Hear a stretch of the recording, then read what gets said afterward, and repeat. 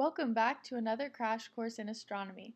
Today we'll be discussing the heat-death theory, and here are our special guests for the day.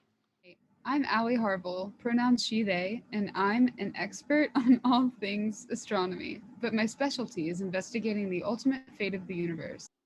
Hi everyone, I'm Grace Colley, pronouns she, her, and as Allie stated, we are both experts in astronomy. However, the cosmological idea that fascinates us most is the heat-death theory. The heat death theory states that the universe will evolve to a state of no thermodynamic free energy. This will cause a significant drop in temperature, resulting in a universal freeze. Whoa! So therefore we'll be unable to sustain processes that increase entropy? Exactly, Grace. So the heat death refers to when the universe reaches thermodynamic equilibrium. Maximum entropy?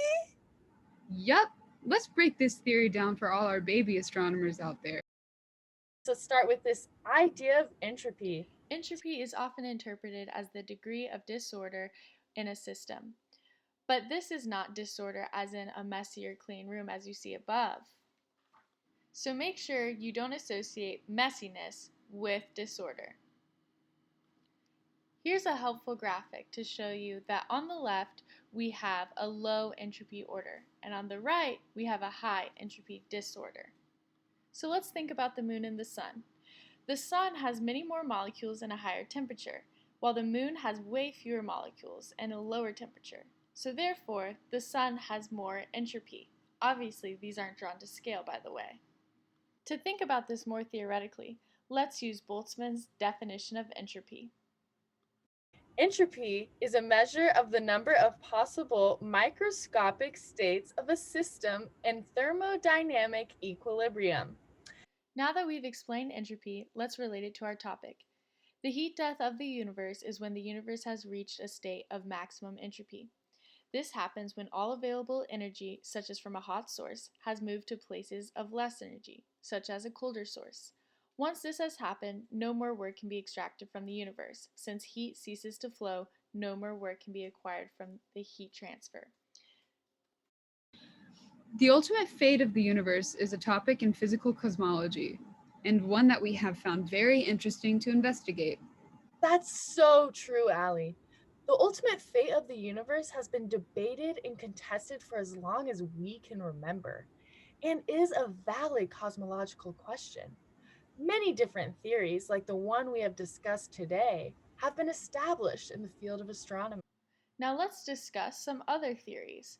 This has been debated for so long. So, Allie, can you tell us about one? Now, while the heat death theory is certainly probable, it has some flaws.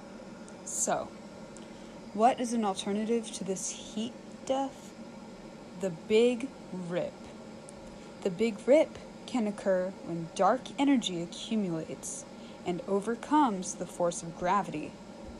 This rips apart galaxies, solar system, planets, and eventually all states of matter.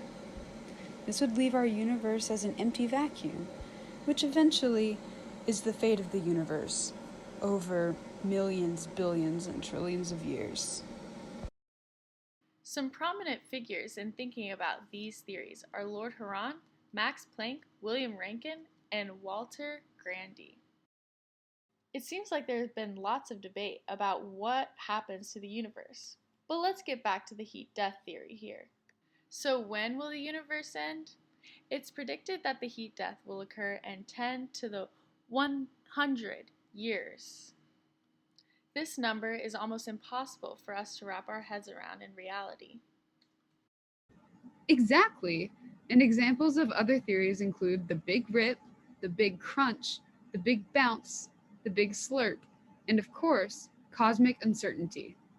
Okay, we will admit these theory names are hilarious, but the science behind them is no joke.